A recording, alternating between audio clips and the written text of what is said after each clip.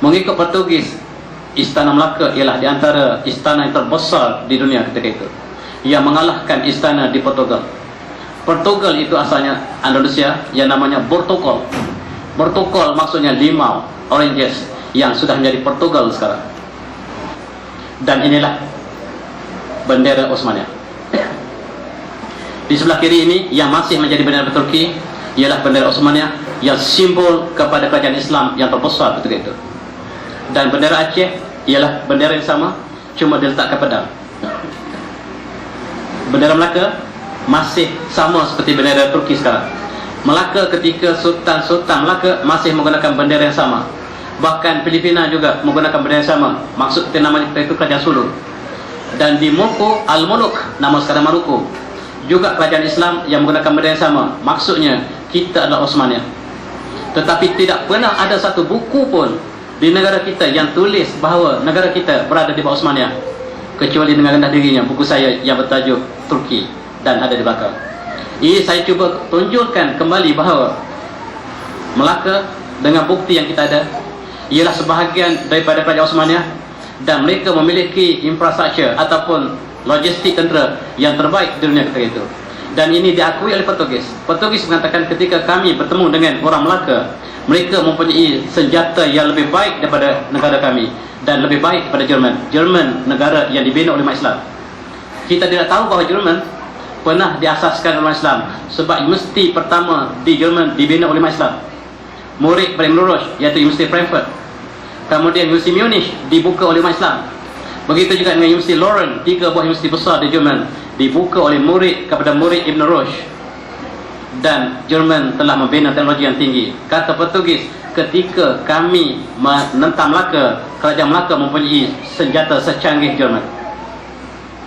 Dan rupa-rupanya senjata yang ada Jerman, senjata yang ada Melaka berpunca daripada Osmania. Itulah kekuatan umat Islam ketika itu. Umat Islam bukan jatuh kerana senjata, tetapi kota Melaka tidak rubuh, tapi kota Melaka dirubuhkan daripada dalam. Pengkhianat yang sentiasa berlaku dalam sejarah Melayu. Kita lihat kapal yang terbesar di dunia ketika itu. Ini kapalnya, namanya Mandi Berendam, kapal Sultan Mansur Shah, yang digunakan untuk ke Istanbul. Kapal ini sangat-sangat besar. Dia langgar kapal Portugis hancur. Dalam sejarah Portugis, kapal yang sebesar ini dia langgar, dia tak sedar pun ada kapal Portugis di bawah.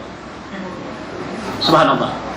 Ini lukisan Portugis, kota Melaka, kota yang sangat perkasa. Itu kotanya, kota batu, bukan kota kayu yang dibuat di Melaka sekarang. Dia kota yang sangat teguh. Tetapi kota ini tidak ada sama sekali, bekas pun tidak ada. Di manakah letak kota ini? Barangkali dalam laut, barangkali disembunyikan oleh Portugis, barangkali kota Melaka sekarang itulah kota Melaka yang asal. Wallahu alam, saya tidak tahu. Tetapi inilah lukisan Portugis. Mereka datang kepung dan mereka berbaik dengan dalaman. Kota Melaka tidak pecah.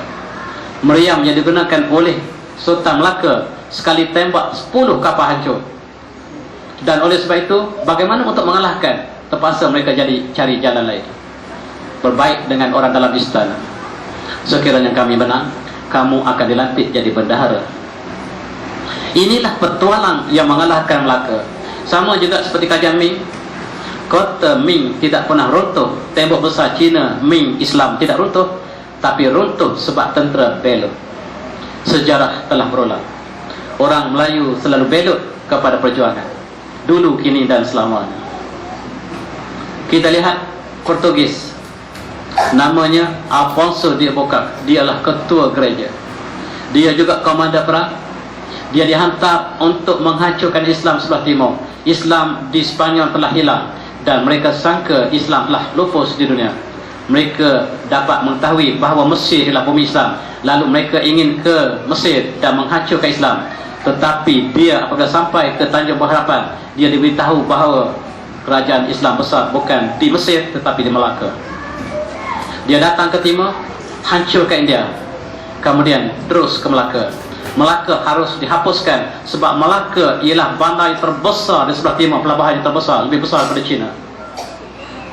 Sejarah telah berlalu dan mereka telah mengalahkan Melaka. Mereka merampas senjata orang Melaka seperti ini. Ini senjata orang Melaka yang tidak dipunyai oleh Portugis. Namanya berbagai nama, semuanya senapang yang menakutkan. Inilah senjata yang dirampas. Alfonso dalam sejarah Portugis mengatakan senjata yang kami rampas ialah sebanyak 3,000 seperti itu. Kami rampas sebuah meriam yang tak pernah dipunyai oleh sesiapa. Yang paling besar kedudukannya itu dipunyai oleh Sultan Melaka, yang tembak kapal Portugis hancur. Tetapi kenapa sejarah Melayu tidak ada? Sejarah Melayu berbeza dengan Portugis, dan sejarah Melayu ditulis oleh Tun Sri Lanang.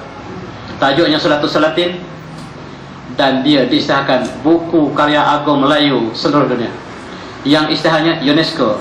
UNESCO ialah musuh Islam, oleh sebab itu dia tidak akan iktiraf buku yang menentang Barat. Buku yang bersama Barat inilah yang dinobatkan sebagai buku karya agung Melayu. Tun Sri Lanang. Ketika orang Islam Osmaniyah berpakat dengan seluruh umat Islam dunia melancarkan jihad apabila Melaka diserang oleh Portugis. Portugis menguasai Melaka, maka Portugis di Melaka hampir kalah apabila Osmaniyah bersama dengan Aceh, bersama dengan Riau, bersama dengan Aceh, bersama dengan Maluku, bersama dengan Sulu untuk menyerang Melaka. Tetapi pengkhianat Melayu telah berlaku. Johor, kerajaan Johor, Riau, Lingga menjadi pengkhianat kepada perjuangan Islam. Perdana Menteri Johor namanya Tun Sri Lanang. Dia buat sultan yang merintah ketika itu di Johor. Kerajaan ini namanya kerajaan Johor, Lingga, Pahang, Riau, telah menjadi pengkhianat perjuangan Islam.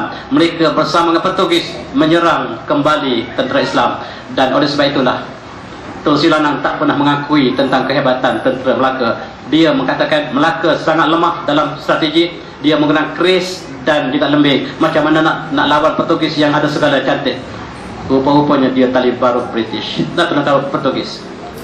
Sayang, inilah yang dihiraukan seluruh pustakaan di Malaysia yang terbesar bernama Tun Sri Lanang, tetapi dia pengkhianat.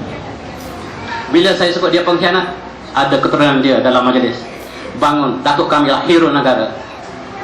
Dan saya kata, anda kata adalah benar, saya kata tidak salah. Sebab saya merujuk pada manuskrip yang terkenal ataupun yang otentik. Dan di manakah rujukan anda? Hujah lawan hujah. Dalam penulisan sejarah, kita mesti ada hujah untuk kita letakkan sesuatu. Dan dia telah ditangkap dalam sejarah Aceh. Dia telah ditangkap oleh kerajaan Islam Osmaniyah yang gubernurnya Sultan Iskandar Muda Aceh. Lalu dia dihukum mati sebab dia melakukan borah penentangan terhadap kerajaan Islam yang sah. Tetapi Sultan Iskandar Muda sangat-sangat tasamuh. Dia mengatakan orang ini tidak faham Islam. Kita lantik mufti kita yang bernama Syekh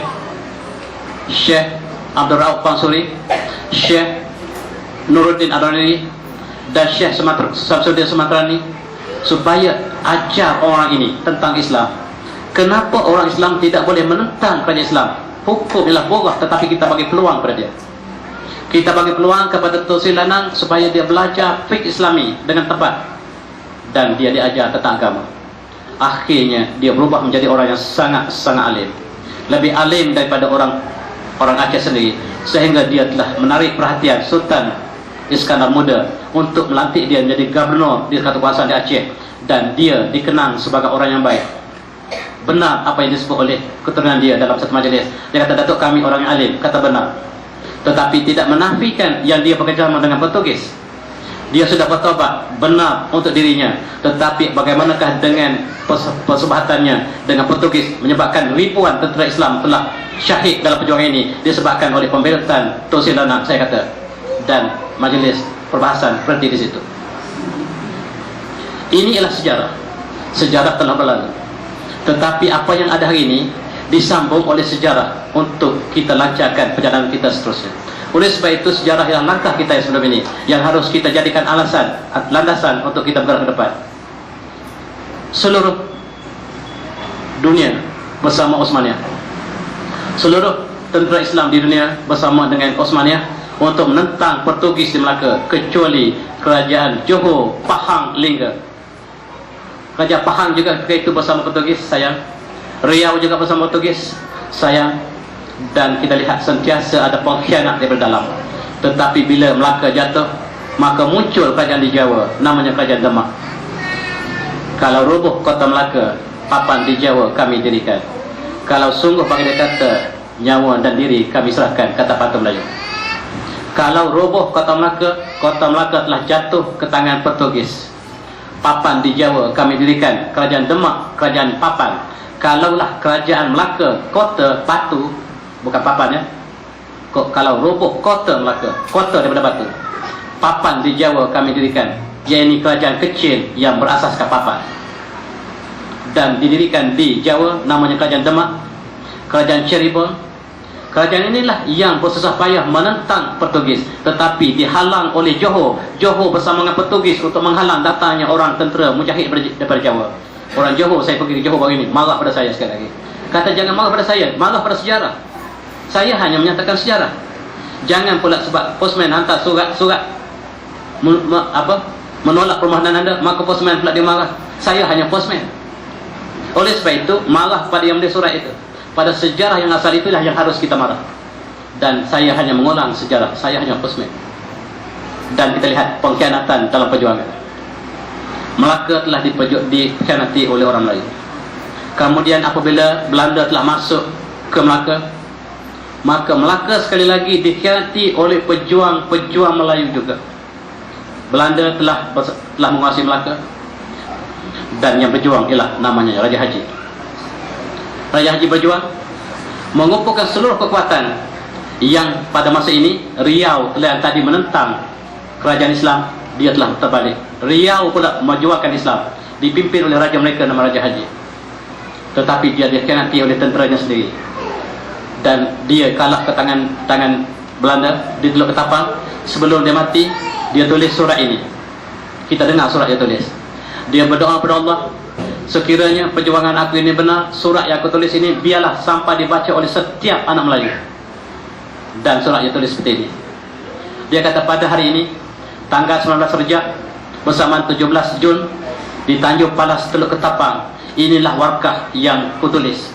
Warkah ini kutulis di atas sejadah, menghadap kiblat dalam keadaan berwuduk setelah selesai solat dan doa panjang untuk sekalian umat Melayu. Al-Quran di sebelah kananku, kitab Dalil Al-Khairat di sebelah kiriku, badik pusaka di pinggangku. Sungguh demikian. Aku amat menyadari bahawa terdapat di kalangan armada perang Melayu yang aku satukan dan pimpin ini, terdapat golongan Melayu yang menjadi musuh dalam selimut, berwajah Melayu berhati Belanda. Usahlah ditanya bagaimana aku mengetahui, kerana tahu di angin turun lain. Apabila Allah menghendaki terjadi satu perkara, maka tiada siapa pun yang dapat mengelaknya. Raja Haji mengumpulkan tentera seluruh alam Melayu.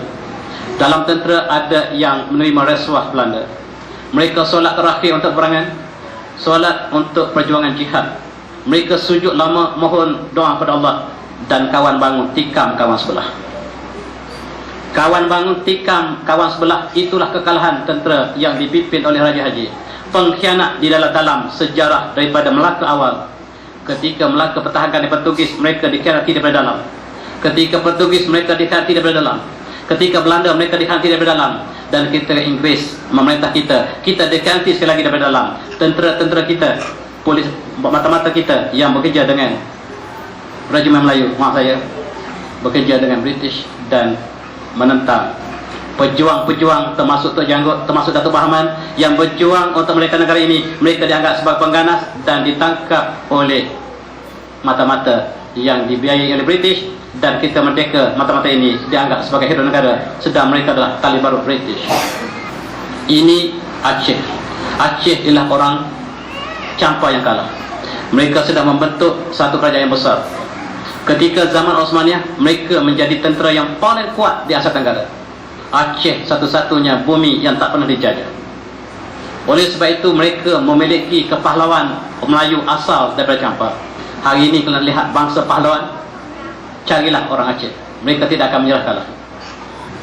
Dan pusat sebelah timur pula ialah di Amanillah, yang terletak di Filipina sekarang, yang kemudian bumi ini telah dimurtadkan oleh Spanyol, kemudian dimurtadkan lagi oleh Amerika, sekarang telah menjadi Manila. Ya Amanillah telah betulkan menjadi Manila. Sebuah simbol kerajaan Islam yang terbesar di timur telah menjadi bandar murtad 100%. Sayang, itulah sejarah yang malang orang Melayu. kita sentiasa mencipta sejarah yang malang. Dulu, kini